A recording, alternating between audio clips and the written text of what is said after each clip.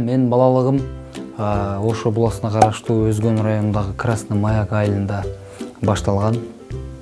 Ошол жерде топуракка буланып, боз бала чакты шактан өткөздүк.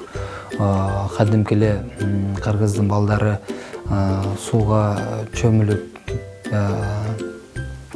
кумга ойноп, чөп жардын арасында ыз ичүү, чаң тополоң кылып эле чоңойдук. Андан кийин окуучулук кез мектепти бала бакчага барган эмесмин. Көбүнчө атам жанында болдум. Атам совхоздо иштешүү, водитель, шофер, айдоочу болчу. Атам менен көп жүрдүм. Номер 42 Атыр Төрөгелдиев деген мектепте, өзүбүздүн ушул Красный Маяк айылдык мектепте окудум. 5-класстан кийин ушул Куршаптагы Атыр Төрөгелдиев номер 42 Абдулла Таңатаров атындагы интернат гимназияда ошака өттүм, экзамен тапшырып. Ал жерде билим деңгээли, сапаты абдан мыкты болчу. Абдан өтө ал жака тапшырып окуу деген абдан бир орчундуу маселе дагы, кыйын дагы, анан сыймык дагы болчу. Мен сыймыктанам ошол жерде окуп, ошол жерден дагы тарбия алып, ал жерден окуу таржымалым 1 жылга жетти. 1 жылда айдалып кеттим ал жерден. Себеп дегенде кыйналдым. Англис тилинен 3 чыкты, орус тилинен 3 чыкты, математикадан 3 чыкты. 3 чыгып, ал жерден айдалып кетип, кайра айылда Красный Маяк айылындагы мектепке келип, окуп даярданып, 8-класска чейин даярданып, кайра келип дагы экзамен тапшырып, аны 8ден кийин 11-класска чейин ошол жерден окуп бүтүрдүм. Ал жерде баягы мектептер аралык, зоналык аралык мырза жигит конкурстарын катышып жеңип, өзүм маданий чөйрөсүнөн сынап көрүп, кийин райондук, кийин облустук деңгээлдерге чыгып. Өткөн өмүр, өкүнкөн пайда барбы? Өкүнгөнгөн жета бар, пайда барбы? Күлкү менен шаң менен таңдатырган, күлгүн жашай, күлгүн жаш, жалын жашай, жалын жаш. Атына келинчек, ат энеңе эркелеп, жүргөн күнүм калды эсте сакталып. Ыйлаба кетсең жаным башкага, өз ага алсыз болуп алдырба. Ынанып башка түшкөн тагдырга, ай сыздаба, сыздаба. Аргасыз кетсем дагы башка. Негизи жаман көргөн сабагым болчу, физика сабагы. Ошол сабактан 3 чыгып, чейректерден ошол сабактын айынан айдалып кетейин деген учурлар болуп, раматылык тайтам Кимсанбай ажы тайтам бар эле. Ошол тайтамдын жардамы менен өзү физика сабагын абдан мыкты билген, өзү мугалим болчу.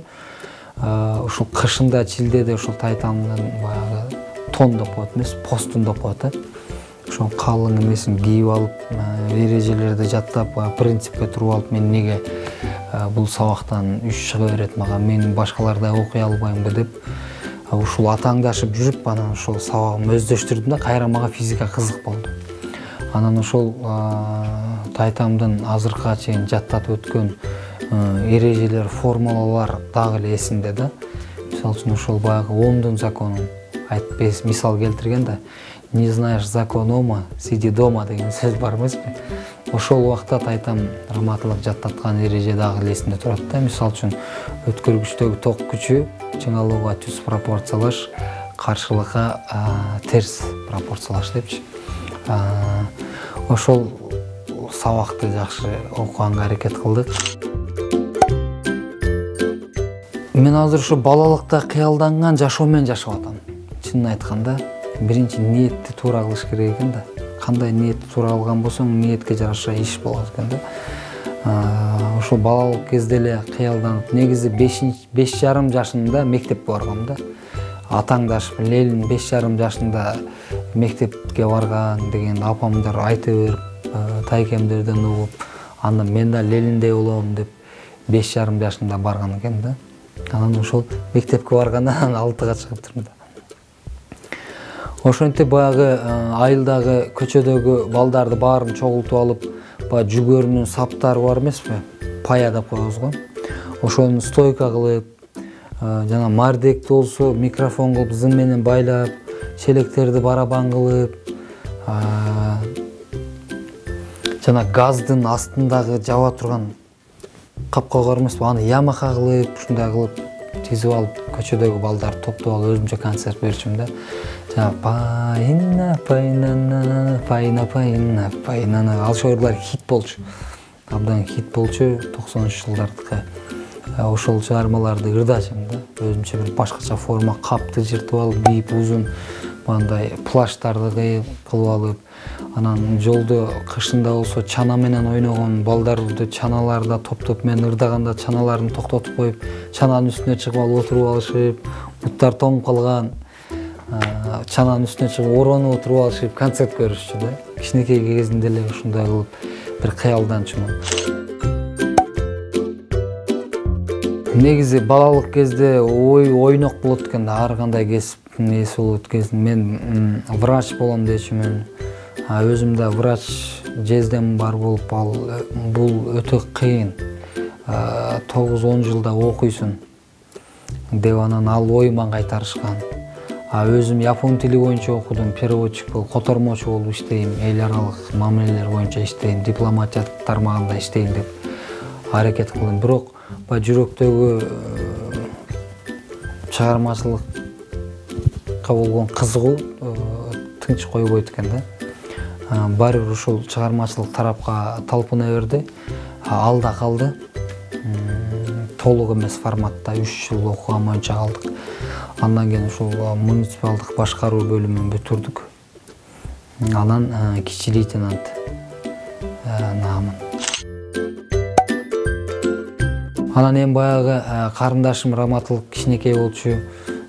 Биз аны саткын деп койчук да, сатып койчу. Баягы үйдөгү биз үчөөбүз, апам баягы конокторго абдан мыкты мамиле кылчу да, сый мамиле, баягы кымбат баалуу, таттуу шириндиктерди койчу, конфет, шоколад дегендерчи.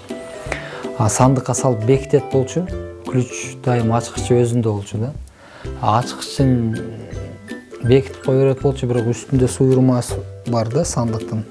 Суйурмайды алгандан кийин колду салсак уже конфеттин баарын алабыз да.